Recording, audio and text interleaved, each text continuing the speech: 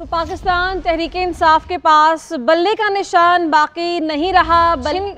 چھن گیا ہے اور پاکستان تحریک انصاف اب بلے کے انتخابی نشان پر الیکشن کسی صورت نہیں لڑ سکتی ہے۔ پشاور ہائی کورٹ نے جو فیصلہ دیا تھا اسے سپریم کورٹ نے کالعدم قرار دے دیا ہے، جس کے بعد پاکستان تحریک انصاف کے پاس اب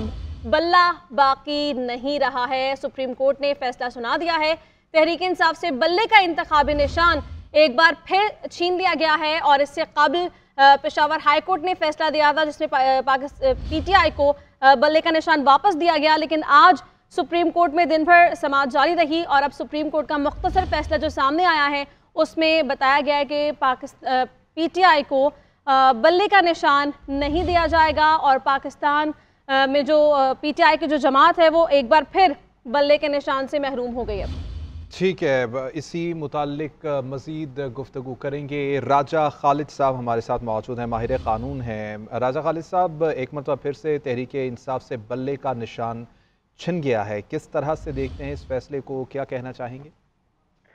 دیکھیے، جو سپریم کورٹ کا فیصلہ ہے بڑا ہی کمپریہنسو ہے، اور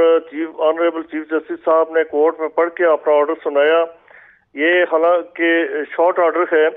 اس میں پوری طرح سے انہوں نے بتا دیا کہ یہ لوگ ثابت نہیں کر سکے کہ اکبر ایس بابر اور باقی جو لوگ ہیں جنہیں نامینیشن پیپرز داخل نہیں کرنے دیے گئے یا نامینیشن پیپرز انہیں نہیں دیے گئے، وہ پی ٹی آئی کے ممبر نہیں ہیں۔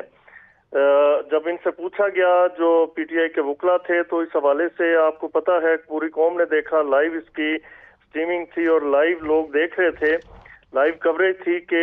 ان کے پاس کوئی بھی معقول جواب نہیں تھا۔ اور جب یہ پوچھا گیا کہ بانی ممبرز کو کیسے نکال سکتے ہیں تو وہ الگ سے ایک سوالیہ نشان کی صورت میں موجود رہا۔ پھر یہ تھا کہ یہ ثابت نہیں کر سکے، آپ نے فیصلے میں کہا گیا کہ ثابت نہیں کر سکے کہ جو ای سی پی ہے اس نے the E C P has acted in a mala fide manner. پھر لاہور ہائی کورٹ کا جو فیصلہ ہے، لاہور ہائی کورٹ اور پشاور ہائی کورٹ دو جگہوں پہ چیلنج کر دیا تھا پی ٹی آئی نے اس کو، الیکشن کمیشن کے فیصلے کو، اور جو لاہور ہائی کورٹ میں پٹیشن پینڈنگ تھی تو اس پینڈنگ پٹیشن کو چھوڑ کے وہ پھر پشاور ہائی کورٹ چلے گئے، ابھی تک وہ پینڈنگ ہے۔ تو اسی طرح میں کہتا ہوں کہ